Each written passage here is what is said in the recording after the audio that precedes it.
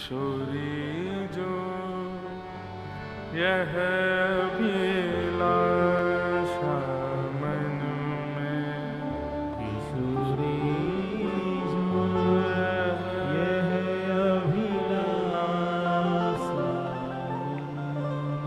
सेवत रहूं श्री रजधानी, सेवत रहूं श्री। बंधुओं, एक बात निश्चित कर लीजिए, जाको भी जन्म ब्रज में भयो है और जाको जन्म ब्रज में ना भयो, लेकिन वो तन से ब्रजवास कर रहे हो है। ये बात निश्चित मान लियो भैया कि ब्रज में हमारो आगमन, ब्रज में हमारो रहनो, ये अपने सुख के लिए नहीं है। हम यहां सेवक के रूप में ही रहें। यह बात को पूर्ण ध्यान रखना है कि श्यामा श्याम की सेवा के लिए ही हम ब्रज में हैं। कोई अपनी सुख समृद्धि और अपने लाभ के लिए हम ब्रज में नहीं है। सेवत रहूं श्री रजधानी, सेवत रहूं श्री रजधानी। हरिराम व्यास जी कहते हैं, जा रजकू ब्रह्मादिक तरसत। ब्रह्मा आदि देवता भी 33 कोटि देवता जिस ब्रजरज की प्राप्ति नहीं कर पाते, वो ब्रजरज हमें मिल गए। और हम यहां रहकर के यदि अपने सुख समृद्धि और अपने लाभ को विचार करेंगे ना, अपराध बनेगा हमसे। या हमारे भैया कोई भी सेवा ले लो, या तो हरि चर्चा की सेवा ले लो, हरि गुणानुवाद सुनवे की सेवा ले लो, मार्जन की सेवा ले लो, सेवा कोई भी एक सेवा के बगैर ब्रज में निवास नहीं करना है। और सेवा के विपरीत जाके ब्रज में निवास कर रहे हो तो निश्चित ही अपराध बनेगा आपसे। इसीलिए हमारी अभिलाषा है श्यामाजू, हमें कोई सेवा प्रदान करो। सेवत रहूं श्री रजधानी, सेवत रहूं श्री रजधानी। श्रीमत वृंदावन वृंदावन में, किशोरी जो यह अभिलाषा मन में, किशोरी जो यह अभिलाषा। रसिकन संग रंग सो विचरूं, रसिकन संग रंग सो विचरूं। यमुना पुलिन लतन में, यमुना पुलिन लतन में। राधा नाम रटूं रसना सो, राधा नाम रटूं रसना सो। श्री राधा नाम रटूं रसना सो।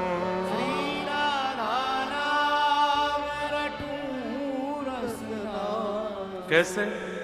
प्रेम पुलक है मन में, प्रेम पुलक है मन में। श्यामा जो यह अभिलाषा मन में, श्यामा जो यह अभिलाषा। निस और दिवस निरंतर मेरो, निस और दिवस निरंतर में। दिन रात बस एक ही काम करूं, कहा बीते भाव भजन में, बीते भाव भजन में। सरस माधुरी बास दीजिए, सरस माधुरी बास दीजिए। रसिक शिरोमणि श्री सरस माधुरी जी कह रहे हैं, भैया ये सारे नियम हैं, इन नियमन को पालन श्री जी की आज्ञा से ब्रज में रह के करन लगो तो कहा होगो।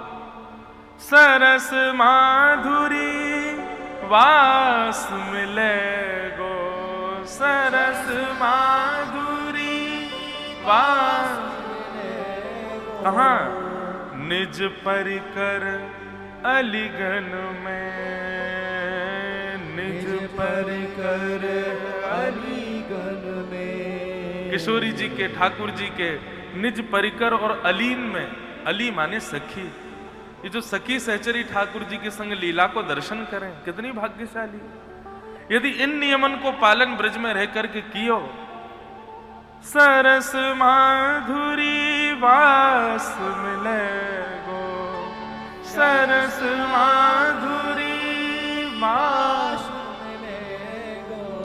निज परिकर अलीगन में, निज परिकर अलीगन में। श्यामा जू यह भिलाषा मन में, श्यामा जो यह अभिलाषा। किशोरी जो यह अभिलाषा मन में, किशोरी जो यह अभिलाषा।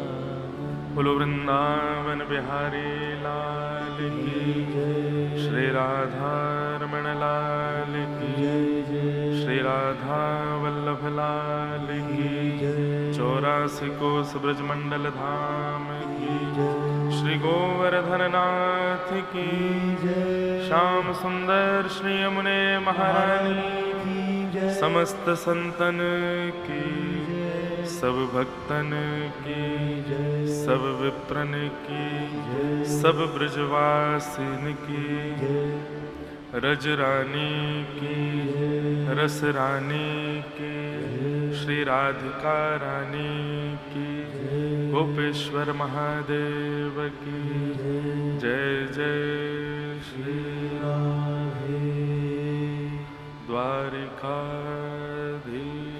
की जय। परम मंगल में परात्पर अखिलेश्वर, अकारण करुणा वरुणालय, भक्त वांछा कल्पतरु, तरिद्वित विनिंदित पीताम्बरधारी श्री बालकृष्ण लाल की वांगमयी प्रतिमूर्ति, हम आप सबके मध्य में विराजमान श्रीमद् भागवत महापुराण को बारंबार प्रणाम। मंच पर विराजमान हम आप सबके मध्य आज श्री वेंकटेश मंदिर काठमांडू नेपाल से पधारे श्री श्रीनिवासाचार्य जी महाराज, आपके श्री चरणों में बारंबार प्रणाम।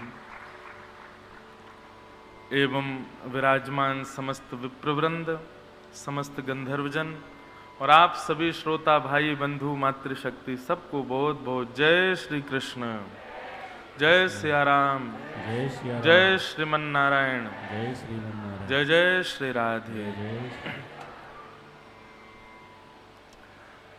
आज मंगलमयी साप्ताहिक कथा का विश्राम दिवस और इसीलिए सुबह के सत्र में हम आप सब लोग एकत्रित हुए हैं। हमारे मध्य आज श्री वैष्णव संप्रदायाचार्य, हम जिस संप्रदाय से दीक्षित हैं, ऐसे हमारे श्री रामानुज संप्रदाय, श्री वैष्णव संप्रदाय, काठमांडू में विराजमान श्री वेंकटेश मंदिर, वहां से पूज्य महाराज जी पधारे हैं, आपको बारंबार प्रणाम है। बंधुओं,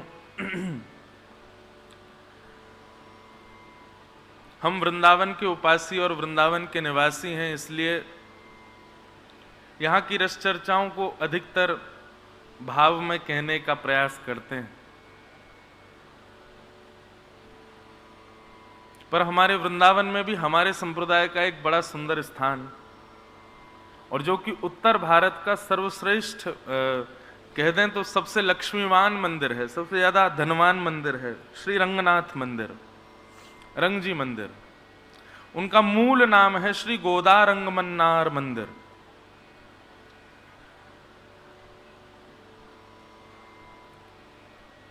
ज्यादा प्राचीन नहीं है, 150 पौने 200 वर्ष पुराना है।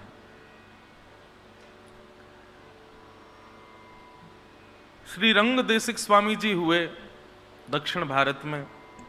बंधु, हमारे संप्रदाय के अधिकतर ग्रंथ जो हैं वो तमिल तेलुगु भाषा में, परंतु श्री रंग देशिक स्वामी जी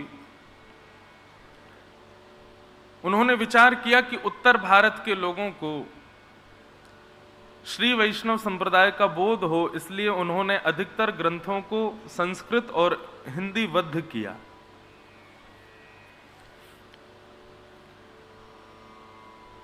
तो श्री लक्ष्मी जी का ही अवतार हुई श्री गोदाम्बा जी। उनको लक्ष्मी स्वरूप ही माना गया, लक्ष्मी जी का ही अवतार थे श्री गोदाम्बा जी। तो श्री गोदाम्बा जी दक्षिण भारत में उन्होंने जब भागवत में रास पंचाध्याय सुना, ठाकुर जी की रास बिहार की लीला को सुना, तब से ठाकुर जी के प्रति उनका प्रेम भाव प्रकट हो गया। तो ये बात निश्चित थी वो लक्ष्मी ही हैं, तो इसलिए उनका प्रेम तो अनायास होना ही था ठाकुर जी से। पर उनका भाव था कि जिस प्रकार गोपियों ने रास बिहार किया, वैसा रास बिहार अभी तक लक्ष्मी जी का नहीं हुआ ठाकुर जी से। तो श्री गोदाम्बा जी इसी कलिकाल में उनका भाव था। तो उनके पूज्य पिताजी महाराज वे नित्य श्री रंगनाथ भगवान की सेवा के लिए जाते थे। दक्षिण में तिरुचिरापल्ली में श्री रंगनाथ भगवान का सुंदर मंदिर है।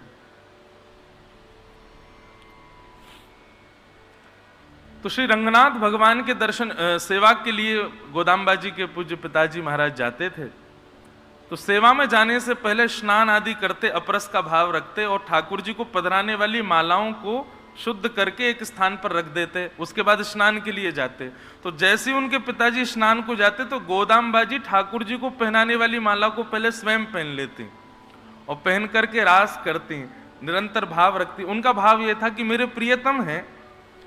बंधुओं, माला का भाव यह है कि आप अपने गले की माला सबको नहीं पहना सकते। आपके गले में जैसे ही माला पधरा दी गई है, उसके बाद वो आपकी प्रसादी हो गई है। आप या तो अपने शिष्य को पहना सकते हैं, अपने पुत्र को पहना सकते हैं। जैसे हम कथा कर रहे हैं तो उतनी देर हम श्रोताओं को पहना सकते हैं अपने गले की माला, पर श्रोता अपने गले की उतार के हमको पहनाए तो वो एक प्रकार से अपराध।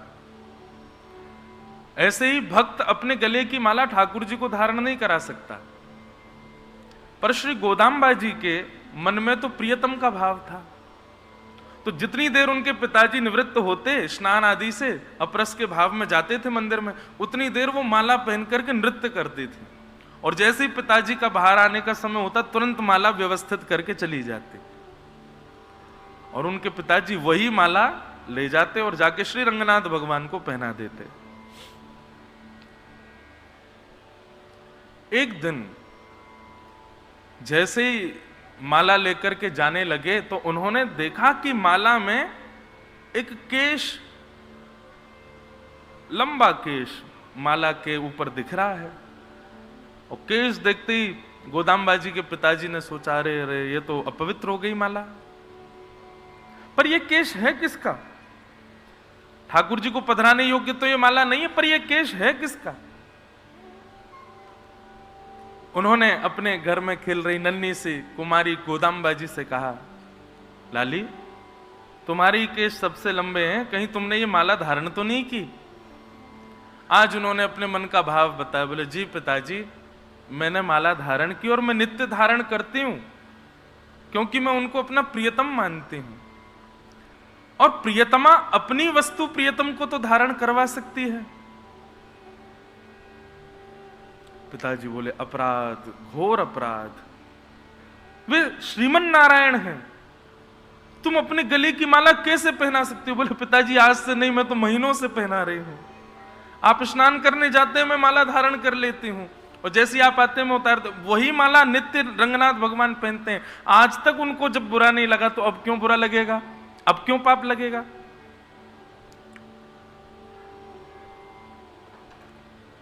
गोदाम्बा जी के पिताजी बोले, नहीं नहीं बेटी, ये अपराध है। दूसरी माला सिद्ध की और दूसरी माला सिद्ध करके अन्यत्र स्थान पर रखी ताकि गोदाम्बा जी के हाथ ना लगे। और पुनः स्नान करके उस नवीन माला को लेकर के जैसे ही मंदिर में गए, श्री रंगनाथ भगवान के कंठ में जैसे ही माला को पधराया, माला टूट करके गिर पड़ी। ठाकुर जी ने धारण नहीं की। दूसरी माला धारण कराई, ठाकुर जी ने धारण नहीं की। तीसरी माला धारण कराई। हर माला गले में, ऐसा नहीं थोड़ी बहुत देर धारण करके, गले में जाते ही टूट के गिर जाए। दूर खड़ी गोदाम्बा जी दर्शन कर रही थी। बोले पिताजी, आपको शुद्धता और अपवित्रता आदि का भाव लगता है, पर ठाकुर जी भी मुझको प्रियतमा मानते हैं। एक बार एक माला मुझे धारण करा के फिर धारण कराओ। गोदाम्बा जी के गले में माला धारण कराई। पिताजी के नेत्रों में आंसू हैं, और जैसे ही ठाकुर जी के कंठ में धारण कराई, ठाकुर जी ने धारण कर लिया। भाव विह्वल हो गए गोदाम्बा जी के पिताजी। चरणों में सर रख करके रुदन करने लगे, नाथ ये कैसी लीला आपकी। इस कलिकाल में आप मेरी पुत्री को प्रियतमा मान चुके हैं। और बंधुओं, फिर आगे का क्रम कथा का आया। श्री गोदाम्बा जी एक दिन ठाकुर जी के संग ही श्री मंदिर में प्रतिष्ठित हो गए, एक मूर्ति के रूप में विराजमान हो गए। तो उन्होंने अपने किसी भाव में लिखा था कि उनको वृंदावन में रास करना है ठाकुर जी के साथ, श्री गोदाम्बा जी को। तो हमारे संप्रदाय में श्री रंगदेशिक स्वामी जी महाराज हुए, उन्होंने गोदाम्बा जी की इस इच्छा को पूरा किया और श्री गोदाम्बा जी के साथ श्री रंगनाथ भगवान को निधिवन राज के पास में श्री रंग मंदिर बना करके उनकी रास की भूमिका को पूर्ण किया। यहां पर शंख चक्र गदा पद्मधारी श्रीमन नारायण भी रास विहार कर रहे हैं वृंदावन में, श्री गोदा रंग मन्नार मंदिर। गए आप लोग रंग जी मंदिर? जरूर जाया करो। अभी रंग मंदिर की रथ यात्रा चल रही है। ऐसी रामानुज संप्रदाय भी बहुत अद्भुत है बंधुओं, सबसे प्राचीन संप्रदाय है। हमारे संप्रदाय के जो प्रथम आचार्य हुए वो ठाकुर जी के वैकुंठ अपनी लीला पूर्णता के कुछ वर्षों बाद ही उनका अवतरण हुआ कलयुग में। और प्रसंग आता है कि वो एक बार कथा सुन रहे थे, जो हमारे संप्रदाय के प्रथम आचार्य। तो कथा सुनते सुनते उन्होंने व्यास जी से पूछा कि जिनकी आप कथा सुना रहे हैं ये पृथ्वी पर कब आए थे? तो व्यास जी ने बताया, बोले अभी 12-13 वर्ष पहले ही लीला पूरी करके गए हैं ठाकुर जी। तो ये बात सुनते ही वो इतना रोए कि मेरा जन्म इतने विलंब से क्यों हुआ, मैं 12-13 वर्ष पहले क्यों नहीं आया धराधाम पे, ताकि मैं भी ठाकुर जी को देख लेता। उनका इतना रुदन हुआ, इतने व्याकुल हो गए कि उनकी व्याकुलता को कोई दूर नहीं कर पाया। तब उनकी व्याकुलता को दूर करने के लिए स्वयं श्री लक्ष्मी जी का प्रादुर्भाव हुआ। पराम्बा जगदम्बा श्री लक्ष्मी जी प्रकट हुई और उन्होंने उन्हीं आचार्य प्रवर के कान में अष्टाक्षर मंत्र कहा, जो हमारा गुरु मंत्र है। उसी अष्टाक्षर मंत्र से तब उनके हृदय को शांति हुई। वहां से ये श्री वैष्णव संप्रदाय प्रारंभ हुआ। फिर इसी संप्रदाय में शेषनाग भगवान, शेषावतार श्री रामानुजाचार्य जी हुए। और रामानुजाचार्य जी के आविर्भाव के बाद, उनकी भक्ति के बाद संप्रदाय को रामानुज संप्रदाय के नाम से जाना जाने लगा, जिनसे भगवान ने 4 संबंध बनाए, पुत्र, पिता, गुरु और शिष्य। ऐसे श्री रामानुजाचार्य जी। कभी अवसर मिलेगा, हम देखो हरिवंशियों के भी खूब पद गाते हैं, हरिदासियों के भी खूब पद गाते हैं, अपने वृंदावन के रसिकाचार्यों के खूब भाव कहते हैं। कभी अवसर मिलेगा ना तो एक बार श्री रामानुज अपने संप्रदाय के आचार्य, हमारे यहाँ जैसे भक्त होते हैं, जैसे अष्ट सखा होते हैं, अष्ट सखी होते हैं, ऐसे रामानुज संप्रदाय में आलवार होते हैं।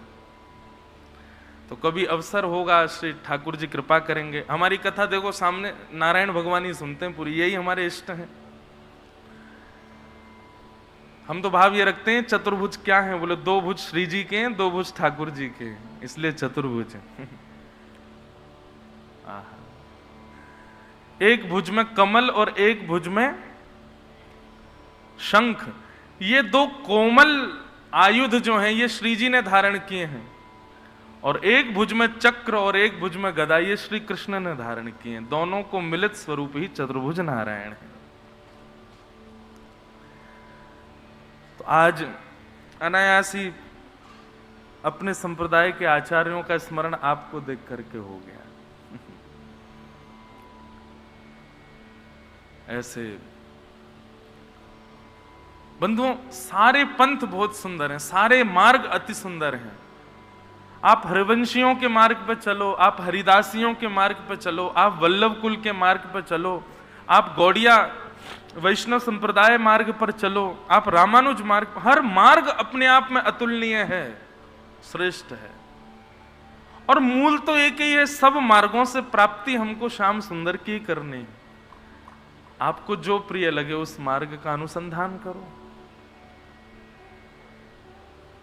तो ऐसे श्री गोदाम्बा जी के साथ श्रीमन नारायण यहां विराजते हैं वृंदावन में, रास विहार कर रहे हैं ठाकुर जी। तो कोई अगर नहीं गए हो अभी तक तो रंग जी के दर्शन करना। हम हर साल जाते हैं एक बार दक्षिण, और अपने समस्त, सब तो नहीं पर कुछ मुख्य स्थानों पर दर्शन, जैसे कि सबसे पहले तिरुचिरापल्ली में श्री रंगनाथ भगवान शेष शैया पर पौड़े हैं। इतना अद्भुत दर्शन है। वो जो गर्भगृह है ना ठाकुर जी का, श्री रंगनाथ भगवान, ये राम जी के इष्ट हैं।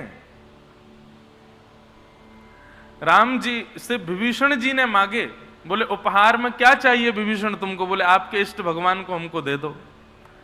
तो विभीषण जी ले जा रहे थे, तभी उन्होंने, ठाकुर जी ने कहा था कि हमको कहीं रख दोगे तो हम वहां से उठेंगे नहीं।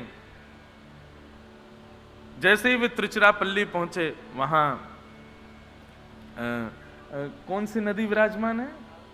कावेरी जी। हाँ, कावेरी जी के तट पर जैसे, तो कावेरी जी को ठाकुर जी ने कभी वचन दिया था कि हम आपके तट पर विराजमान होंगे।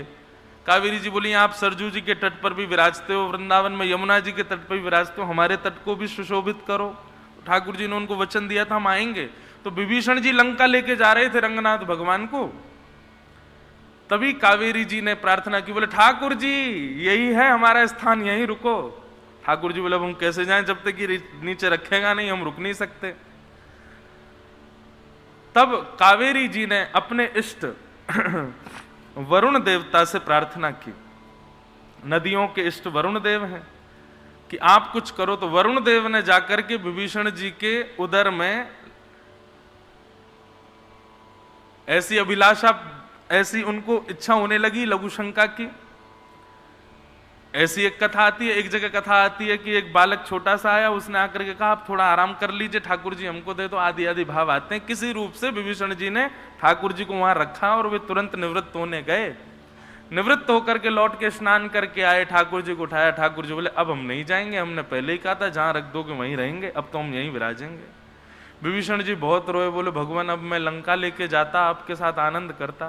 बोले तुम चिंता मत करो, ये एकमात्र हमारा नारायण भगवान का एकमात्र ऐसा मंदिर है जो दक्षिण की तरफ मुख करके है। तुम जब जब लंका में अपने महल की अटारी पर खड़े होकर के देखोगे वहां से हमारा दर्शन होगा। तो आज भी रंगनाथ भगवान दक्षिण की ओर मुख करके बैठे, लेटे, अद्भुत है हमारे नारायण। ये देखो श्री रंगनाथ भगवान भी कथा सुनते हैं, रंगनाथ भगवान भी सुनते हैं, श्री जगन्नाथ जी भी सुनते हैं, श्रीमन नारायण भी सुनते हैं, ये हमारे गोपाल जी हैं ये भी सुनते हैं, राधा रमण जी भी सुनते हैं। और प्रभु चरित्र सुनवे को रसिया। आप में से कोई भी, जब आप लोग पानी वानी पीते हो, उबासियां लेते हो कथाओं में, तो हमारा मन खिन्न होता है, तो हम इन्हीं को सुनाते हैं फिर कथा कि आप लोग सुनो। तो ऐसे हमारी परंपरा का आज स्मरण हो गया कथा में, बारंबार वंदन करते हैं, प्रणाम करते हैं। बोलो लक्ष्मी नारायण भगवान की जय। और इसलिए भी कल तक तो ठाकुर जी दो ही भुज थे ना, कल तक लक्ष्मी नहीं आई थी ठाकुर जी के साथ, कल रात्रि लक्ष्मी आई है, रुक्मणी जी से विवाह हो गया। इसीलिए आज आचार्य भी पधारे और अपने आप ही आचार्य परंपरा का स्मरण भी हो गया। तो बड़े आनंद का भाव, महाराज जी पधारे, आपको बारंबार प्रणाम। वृंदावन में आज कथा विश्राम हो रही है बंधुओं। अब अगली कथा वृंदावन में हमारी फरवरी में होगी जाके।